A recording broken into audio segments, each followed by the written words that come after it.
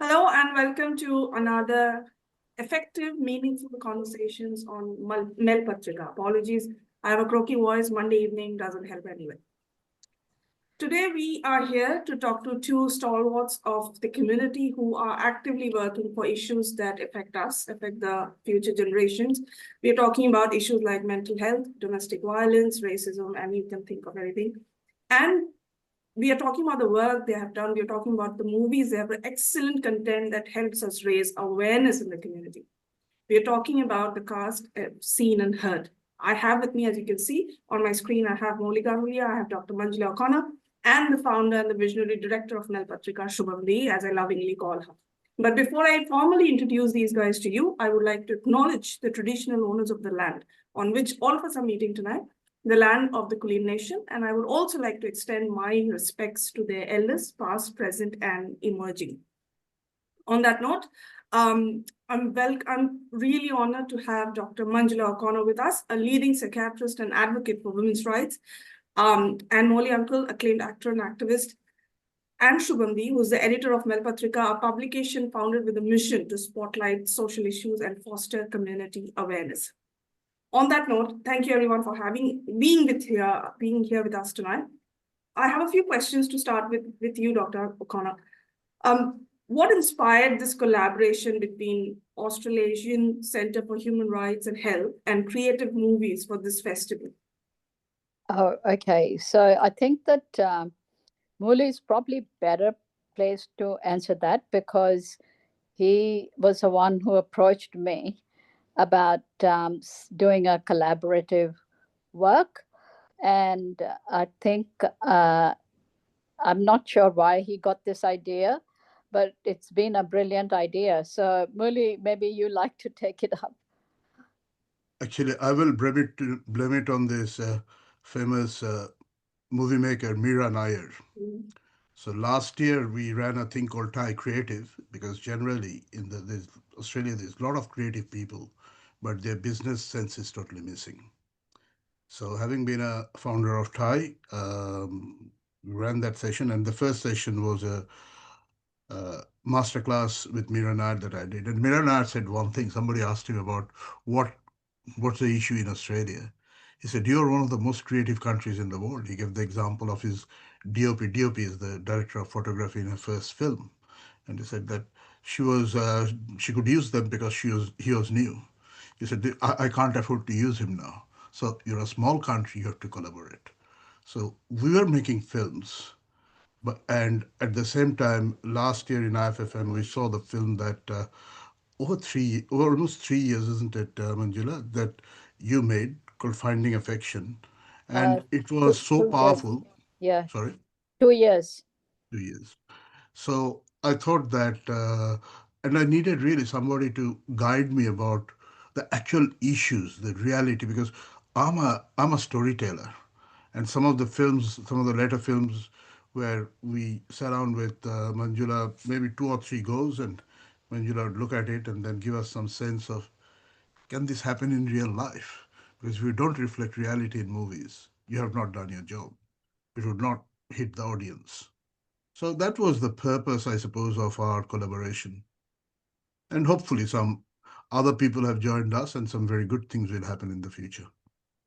Thank you, Uncle. And the next question is again on you because I'm trying to kind of alternate the questions. So, Uncle, this one is for you. While you were tackling this project and you were working, you're an actor, you don multiple hats. What was the most emotionally challenging or rewarding part of working on these films for you? The thing is that this thing is this work I do in the community is continuity with my work in my private clinic as a psychiatrist, where I see hundreds of women who are suffering gender-based violence and serious mental health impacts of gender-based violence. I have so much collected so much knowledge about it over the years that I just feel like it'll be a waste to society if I don't use that knowledge.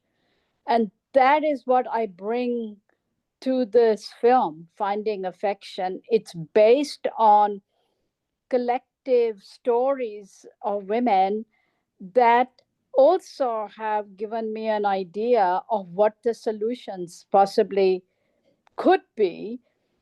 Right. And I mean, a step before that, exactly where the problems lie within our homes, and then solutions which, could give people an idea and community as a whole to come to some common realization of what could be a good solution. And so anytime when we were doing this project, uh, news stories from our volunteers, or if we are playing the theater skits in front of audience, people to throw up new ideas, that was always very exciting time. And to the other exciting time for me was when people actually shared with them their wisdom, their knowledge collected over their lifetime, that could further improve our project. And so that's been a really the best thing about it, is how we've gathered the community knowledge and wisdom, and put it in a pot, in a this bottle called the film Finding Affection. Thank you. Thanks, Manila. Uncle, I'll ask the same question to you. What was the challenging or the rewarding part of this process? So I'll go back to the first film that we made on this, which was around dementia. And I think you've seen the film. I acted the role of a father who just been out of it. And the my person who plays my daughter has this dilemma that what does she do with her father? She doesn't want to put her into care facility. She's finding it difficult to look after him. The marriage, therefore, is on the rocks, and she has got issues. Now, we ran a workshop at the end, which I think you may have attended, I can't remember, with a number of people who since then became very good friends. One of them was Matt Fragan. So Matt, who is the current MP out here, and Matt came up and said that, look, I've got this running in my family. These are some of the issues I face. And this really reminds me of what I'm seeing within my family. And there's a person, there's a professional who deals with this, and this the issue that came up that in the South Asian and generally migrant communities, we don't take it out. So in our case, most of this mental health and well-being issues are just somehow just we just shove it under the carpet. Right. You know, the family violence, abuse, somebody passes, grief, everybody shuts them down, dementia. We don't know where to go. We are not used to going out there and finding solutions. And if I go back to dementia, the only solution is early detection. So we provided with a number of data from Dementia Australia, which says it's the second largest killer in Australia. And the stats are shocking, and is growing at a very rapid rate, particularly for younger people. And if we try to shove it under the carpet, gee whiz, you've got a problem. And therefore, the other issues similarly helped us deal with some of those issues which are close to us. And these stories I felt really need to be told, seen, and people could hear it. Because cinema is a visual medium, it can make a lot of impact.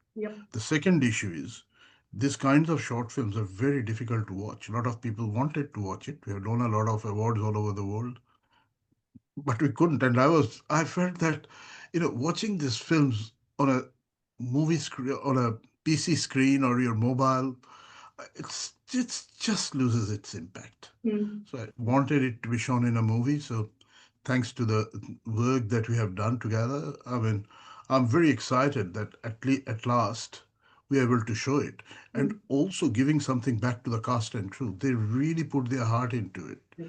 It's very hard, and if we can't get them to come and show it to people, that is a I could do for them. They have given so much. Yeah. That's a list. And same thing with Manjula. You have done so much to bring the cast and crew up and expose them to various people within the community. And that has to be done. Thank you, Uncle. Very profound and very rightly said.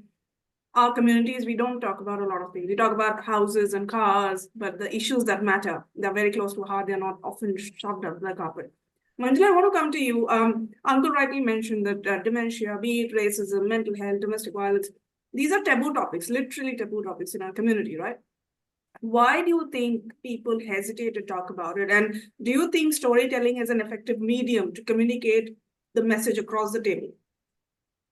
Yeah, it's a interesting thing because on our community, our society, we are very status conscious and we are very into wanting to show that we have a perfect family, that we have perfect children, we have perfect everything. We have the best job in the world, we drive the best car. I have no money in the bank, but I am driving a BMW, you know, and these kind of things mean that we never actually, we don't like to face the reality. We pretend, we live in a pretend world, which is our dream world. And the reality is far away from the dream world. And people don't want to wake up from that dream. It's too painful. And so they keep pretending they're living in a dream. But the harm from that is that the reality is progressing inexorably, causing damage. Yep, true. And but what happens is when I first broke the silence on domestic violence in our community in 2009, I've been working in it. The backlash against me was very severe, and it's still, you know, I mean, people still avoid talking about it, and they don't want to invite me to a lot of functions because I remind them of a reality they don't want to see. But the fact is that it is there, it's a big issue, and I have been very grateful about that the government and the media and the policy planners, the public servants, they know exactly what I'm on about. Right. And they have been with me, and that's been the biggest support for me to put these issues out in the open, and people have dealt with it however they want to deal with it. And some have really worked with it, and some have not. But we have a lot of work to do. And I'm constantly thinking about what are the methods we can use that will bypass this defense mechanism of avoidance. And once I made this film, Finding Affection, I realized that was the way to go. It seemed like the best way. And then when Muli came forward and brought this idea, I thought more about it. And I think the more I think about it, the more I like it. And I think it's going to be a spectacular avenue of making short films and having lots of community members act in those films. And so it makes it really a broad-based movement. It's easy to watch a film rather than actually read a newspaper article about it. And to create a film that is not too depressing so people can actually watch it as well. So that is where I'm heading. The other thing I'm doing is to make sure that all the films we make are actually based on research and exact evidence, so that they actually are making a useful impact. And so I am collecting data around that, and we are hoping to do some research project as well, which will inform us more accurately as to what's happening in the Australian Indian diaspora regarding mental health, domestic violence, dowry abuse, um, children, how they're doing, etc. Amazing. Thank you, Manjula. That's So if I can add sure, something sure. to that, Shubham, sorry, Chris. So I think Manjula and I were having a discussion, and Manjula, you may remember this. We talked about something has to change, right? Mhm. We can't keep just driving BMWs when you don't have any money, just pretending that everything is hunky-dory, where the wife is simply afraid to come back home. Right. What does it do to the family? What does it do to the children? What does it do to the society? On the outside of it can't go on. So, and the point, Manjula, that you made was that changes cannot come through political policies, processes, etc. The change comes when the community actually watches a film like this, participates in a film like this, and sits up and says, hey, this is me. And these films, at least the four that we have made, seem to be doing that. And I'll share a story, if I may. So the other day, somebody showed it to a person who had come from overseas. And he just sat quietly for about 5 minutes after the film and said, I said, people are really worried. What happened to this guy? He was just a very talkative person, and he said that, look, this could happen to my daughter. So this was a movie we made about domestic violence. And see, that is the conversation we want to have. Absolutely. Thank you, Ankur. But I'll be the devil's advocate for a second here. And this is what I've noticed, and I could be wrong, and that's why I'm asking this question, is a lot of the time we see that these movies, we have even tried to put these issues in a dance performance. People watch it on the screen at the moment, they say, hey, great, profound. But how do we ensure that these conversations are taken back to the dinner table, to the bedrooms? Yeah. How, as Uncle, I want to hear from you. How do you ensure that we are actually having these conversations with my child, with my partner, with my mother-in-law, whosoever is in the household? Yeah, absolutely. I think you asked me the question. I think again I'll defer to Manjula. You want to go first, or you want me to just add something very briefly? No, I can answer that, and the answer to that is by involving the community completely in a broad-based way, so that it's not like, we've all watched the film Darlings, right? And we saw how domestic violence shows up in that, and that it was a great movie to watch. Yeah. And I also did a workshop on that with the Indian lady doctors of Melbourne. But does it change anything after that? And so the chances that it does or not very much depends on how much people own that project and see it like it is theirs. It must be theirs. So it has to be a democratic process. And that's why I keep saying that this film is by the community for the community. So the Seen and Heard Film Festival is by the community for the community, and that the more people we involve, then it becomes a common story that everybody is sharing. Like in Aboriginal culture, Indigenous culture, we have Dreamtime stories that people sit and share. Yeah. This is our Dreamtime story that we must share. Oh, thank you, Manju. Uncle, your thoughts on the question?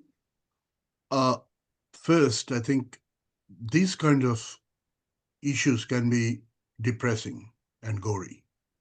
So the way we wrote the stories and filmed the films, we obviously presented the problem in the most realistic kind of way.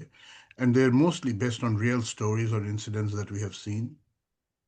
But then we take it through the classical process of filmmaking and storytelling, which, as you know me, over the last 40, 50 years, I've been writing and doing all kinds of plays, and that's what's translated out here. And in the end, in every one of these films, there is just a change of pace because we have to leave people with some hope, the solution. So the other point when Manjula talks about for the community, by the community, and I think Manjula, again, you'd remember this was a decision that mostly you influenced. We priced it only at $10. The reason is we felt that what we would really love to do is people who are going through these difficulties, for them, a cup of coffee may be a lot of money. $10 may be a lot of money. So if we priced it at $35, $40, what movies cost, Yeah. I think we just turn them off. So to get the conversation going, to get it started, to where the impact is most in your heart. So that's everything is geared towards that. The second point I would say is that the sense that we are getting that this kind of initiatives need to be supported, so they need to gather momentum.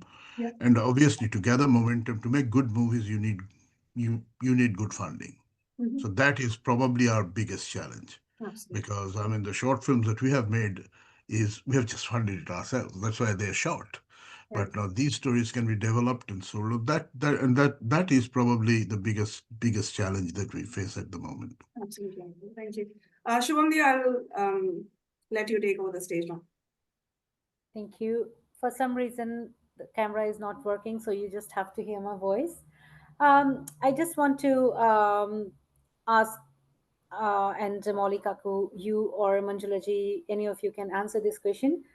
And my question is, how do you think younger audiences will connect with the themes explored in these films? Um, I I think so because uh, the films that we made, there were a lot of young young actors in it. They're not all middle aged. In fact, it is a family. It genuinely represents a family from the younger to the oldest member of the family across generations.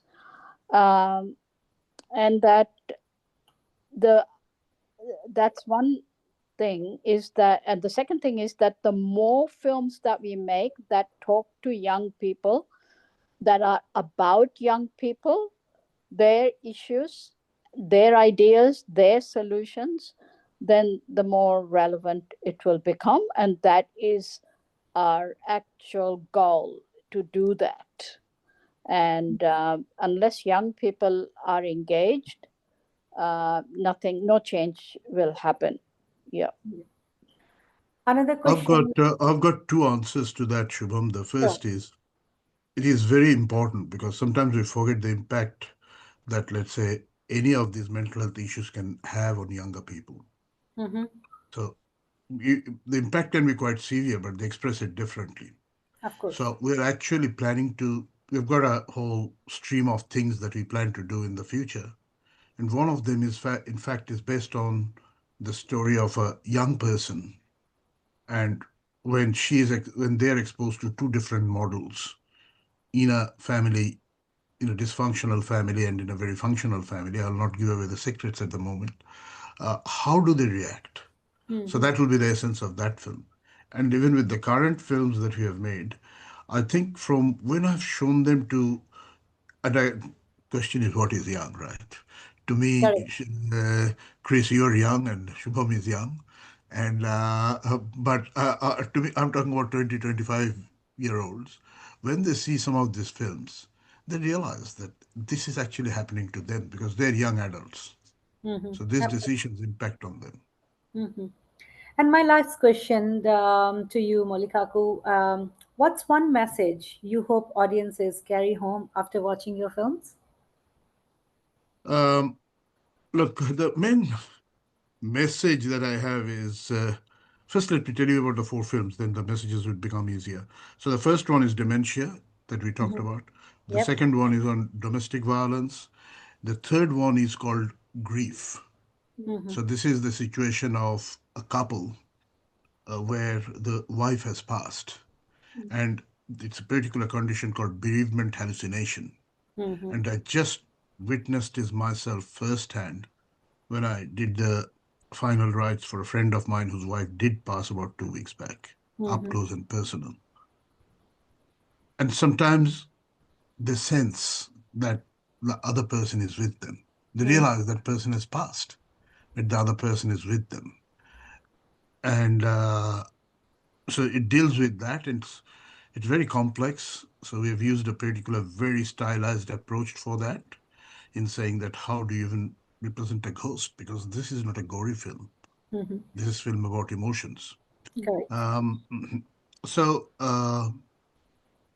so there's some of the sort of issues that we are. The other issue is generation gap. So I can relate to that personally. For example, I've got two sons, Mm-hmm. and typically Indians who come from in our generation from India, we have got a very different template. Send them to the public and private school, make sure that from the very beginning you harass them is the word, and threaten them that they have to get a certain TER marks, they have to get on to one or two, and they turn around and say, "Hey, all my friends are doing whatever they want. This Yep. is a free country. This is Australia, not India." And it's a huge tension. So that's the four issues that we're talking about. Now, what messages they go back is that it's a message of hope. Mm-hmm. We really want to say that we do highlight the mental health issues. We do establish the characters so that if they become real characters, to Manjula's point, we can feel, we can, they can, the viewers can feel the pain, the movements, and the issues that they're going through. For example, in one of the films on domestic violence that you'll see, and that has actually just the actress has just won a international Best Actress award from overseas, and she says only 5 words, not sentences, 5 words in the movie, because you know that's the beauty of cinema. So, and that's what I have learned over the last 2, 3 years with the people that I've worked with. So, look, that would be an element of hope that there is every situation. If you get the right kind of help and support, and Manjula has got stories that will put Mm-hmm. really hairs at the back of your neck stand up. If you get the right help and support, you will overcome. You can get back and have a good life. And Manjula, I would like you to add something to that, please. Yeah, so if you look at okay, what are the things we want people to have? We want them to have good mental health. We want them to have resilience, and we want them to have good connections. And so, if we can help people to find pathways to those things, then um, then I think we've done a job. So, like they're easy words to say, but they're hard to achieve. So, the mental health thing is that it's. I mean, that one word is it encompasses so many complex concepts. Like, why is it that mental health usage amongst migrants is much lower than Yep. the locally born people, right? So then the issues come up about what do people think is mental illness? Hmm. Mm, And then it comes up with uh, what are the, personal barriers that stop them? Yep. Then there are what are the barriers at the level of service that stops them? So we have to conceptualize all those things in a way in small steps so that people can actually benefit from them. Yep. I have a yeah, so I have a lot of that research and those ideas in my head, and as to how we actually bring them to life in a film. Uh, yeah, I'm dying to see how we do it. It's Mm-hmm. going to be a exciting project. I hope it will not. I'm putting a lot of faith in Mooli's experience with filmmaking because I thought that your that Ekta Cup is a very impressive Mm-hmm. film. Yeah. So something like we do that with mental health will be amazing. Yeah. I Being. think, Manjula, the point to add there is that these are serious issues and we treat them seriously. But we will make sure people actually love and enjoy sitting out in the cinema and go through the ups and downs with the actors, and they can get into the characters and empathizes with them. And that's, I think, what we are starting to achieve. Slowly, we are learning, Mhm. and we've had some great teachers, but yeah. Of course, being in mental health industry and being a mental health counselor, I can totally relate and what you're saying, and I can understand, the work behind, and also in migrant families, parents and kids often see the world differently. So and also the generation gap can affect the mental health. Yeah. Well, thank you from my side, and good luck to the team. Now I'll hand over to Chris. Yeah. Thank you, Shivamni. Thank you, Mulyanko, Manjula. I know it's a freezing Monday evening, almost time for dinner time, if not already. But we really like to thank you for the time, and what you're doing is commendable, and take a bow, please. And to our audiences and listeners and readers on Mel Patrika, we'll be posting the video, we'll be posting all the details for Seen and Heard. The links will be shared out. Please go and watch it. It is for the community. They are working on a tight budget, but the scripts will hold you there. The scripts are meant to create a difference in the community, and we can only do it if all of you walk the journey with us. So please come and watch the movies. On that note, thank you, Uncle Shivamni. Thank you for giving this opportunity. And thank you, Mandula, for always giving us your time. Thank Thank you so you. much, everyone. Thank you, Thank you. Chris, for Thank hosting Thank the you. show.